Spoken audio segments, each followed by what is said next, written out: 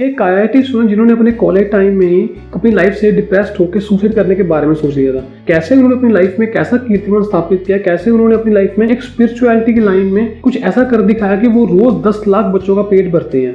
नमस्कार दोस्तों, my name is गौरव कश्यप और स्वागत है आपका मेरे अपने चैनल में जिसका नाम है Kashyap's book, only books nothing else. दोस्तों, आज मैं जिस पर्सन के बारे में बात करने जा रहा हूँ उनका नाम है मधु पंडित दासा।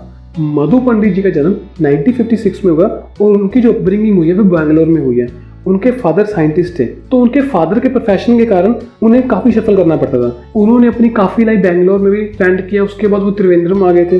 दोस्तों, बचपन से ही मधु जी को बुक्स पढ़ने का काफी शौक था और वो पढ़ाई में भी काफी अच्छे थे और पढ़ाई के साथ साथ वो अपने स्कूल टाइम में चेस भी खेलते थे और चेस में वो कहते हैं कि उन्होंने डिस्ट्रिक्ट लेवल पे काफी अवार्ड्स वगैरह जीते हैं। लेकिन फादर के कहने पर उन्होंने चेस को छोड़कर सिर्फ पढ़ाई पे फोकस करना शुरू कर दिया। स्कूलिंग खत्म करने के बाद वो ग्रेजुएशन के लिए आईआईटी बॉम्बे में एडमिशन ले लिया। वहाँ पे उन्होंने 5 साल के कोर्स एमएससी फिजिक्स में एडमिशन ले ली।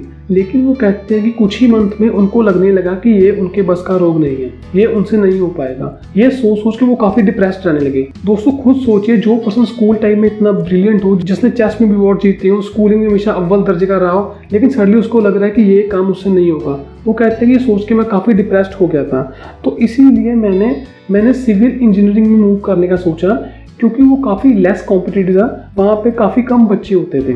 देन सिविल इंजीनियरिंग में मूव करने के बाद वो अपनी पढ़ाई के साथ साथ लाइफ के क्वेश्चंस के आंसर फाइंड आउट करना चाहते थे कि लाइफ क्या है, इसका पर्पस क्या है, यूनिवर्स कैसे काम करता है। वो हर चीज़ के पीछे एक लॉजिक ढूंढने शुरू करते हैं कि हर चीज़ का कारण क्या है। उन्होंने काफ़ी बुक्स पढ़ी, लेकिन जब उनको सच की तलाश नहीं हुई तो वो और ज़्यादा डिप्रेस हो गए। एक तो उन पर स्टडी का प्रेशर था और ये एक बात उन्होंने खुद अपनी ज़िंदगी में सच्चाई ढूंढने के लिए, अपनी ज़िंदगी का उद्देश्य ढूंढने के लिए जो सोच रहे थे, उनको उस बातों के आंसर नहीं मिल पा रहे थे। वो करते करते उनका डिप्रेशन और चरम सीमा पहुंच गया। तब उन्होंने अपने एक फ्रेंड के साथ कॉलेज की बिल्डिंग से जंप करने का मन बना लिया। तब उन दोनों ने सोचा क्यों ना हम सुसाइड करके अपनी लाइफ को खत्म कर देते हैं।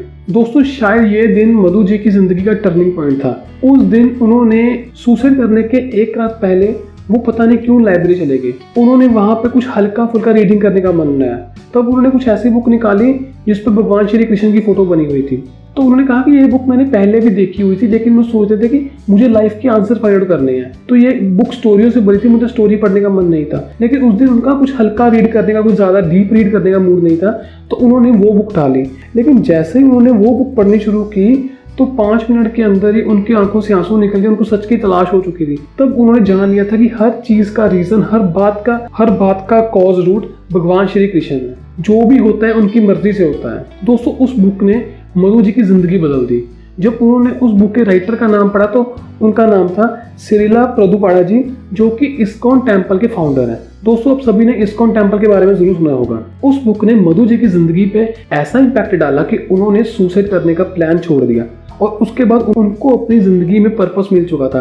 22 साल की एज में उनको पता चल चुका था कि उन्होंने अपनी ज़िंदगी में कहाँ जाना है। उनको तो पहले ही लगता था कि इंजीनियरिंग उनसे नहीं हो पाएगी, लेकिन उन्होंने अपनी लाइफ में करना क्या है, उनकी लाइफ का पर्पस क्या है, उनको वो नहीं पता था। तब उन्होंने अपनी सारी ज़िंदगी इस्कॉन टेम्पल को देने का मन बनाया। जब उन्होंने ये बात अपने फादर को बताई तब उनके फादर ने काफ़ी डांट डपट लगाई कि ये तो बूढ़े लोगों का काम है, सन्यासी लोग करते हैं। तब उन्होंने कहा कि वो स्पिरिचुअलिटी को संन्यास के लिए नहीं, अपनी नॉलेज को बढ़ाने के लिए ऑप्ट कर रहे हैं। इसके साथ ही उन्होंने प्रभुपादा जी की और बुक्स को भी रीड करना शुरू कर दिया। 1981 में उन्होंने इस्कॉन टेम्पल को ज्वाइन कर लिया। दोस्तों, जब उन्होंने इस्कॉन टेम्पल को ज्वाइन कर लिया तब कुछ टाइम के बाद उनके दिमाग में बात आई कि इस टेम्पल के 15 से 20 किलोमीटर के रेडियस में कोई भी बच्चा भूखा नहीं सोएगा।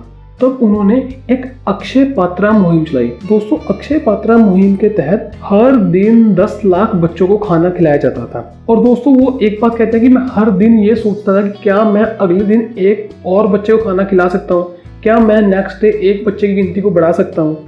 दोस्तों, अक्षय पात्रा महाभारत में एक वो वेसल थी, वो बर्तन था जिसमें से कभी भी खाना खत्म नहीं होता था। आप जितनी बार उसमें हाथ डालोगे आपको खाना मिलेगा।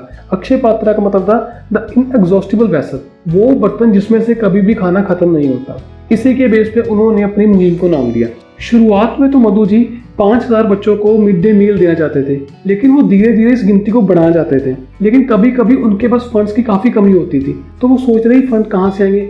लेकिन कभी ना कभी किसी ना किसी तरीके से हो जाता था। कहीं ना कहीं से गवर्नमेंट की तरफ से कोई हेल्प आ जाती थी, कोई पर्सन डोनेशन दे देता था, समटाइम्स बड़ी बड़ी कंपनियों के मालिक आके डोनेशन दे देते थे। और दोस्तों कुछ समय के बाद 28 नवंबर 2001 को सुप्रीम कोर्ट ने ही ये मैंडेटरी कर दिया था कि जो भी गवर्नमेंट स्कूल और गवर्नमेंट एडेड स्कूल्स हैं उन सभी स्कूलों में बच्चों को मिड डे मील दिया जाएगा, उन बच्चों को दोपहर का खाना स्कूल में ही दिया जाएगा।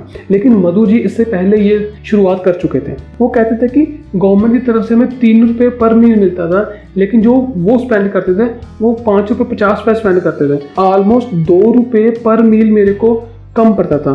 तो इस हिसाब से मेरे को अगर मैंने 10 बच्चों को फीड करना है तो मेरे को 20 लाख रुपए पर डे डेफिसिट होता था। वो सोचते थे कि इन चीज़ों को कैसे ओवरकम किया जाए। तो इसके लिए उन्होंने एक बार एक स्कीम भी निकाली थी जिसमें उन्होंने लोगों से कहा था कि आप 1200 रुपये में एक चाइल्ड को पूरे साल के लिए स्पॉन्सर कर सकते हैं। इस तरह की काफ़ी इनोवेशन तरीके से उन्होंने उस डेफिसिट को ओवरकम करने की कोशिश की थी। दोस्तों आज की डेट में मधु जी के साथ 2500 से ज़्यादा लोग उनकी मुहिम के साथ जुड़ चुके हैं। और वो कहते हैं कि जब हमने शुरुआत की थी तो हमारे पास एक किचन था, वो भी प्रॉपरली नहीं था। आज की डेट में उनके पास 18 से ज़्यादा किचन है जो कि प्रॉपर वेल इक्विप्ड है। दोस्तों मधु जी एक सलाह देते हुए कहते हैं कि अगर आप किसी विजन को रियलिटी बनाना चाहते हो, अगर आप किसी सपने को साकार करना चाहते हो, किसी सपने को हकीकत बनाना चाहते हो, तो उसमें 3 चीज़ों का बहुत योगदान है। पहला है ज्ञान, आपको उस काम की नॉलेज होनी चाहिए। बल, स्ट्रेंथ, आपका स्ट्रेंथ होनी चाहिए, आपके पास प्रॉपर प्लानिंग एग्जीक्यूशन होनी चाहिए।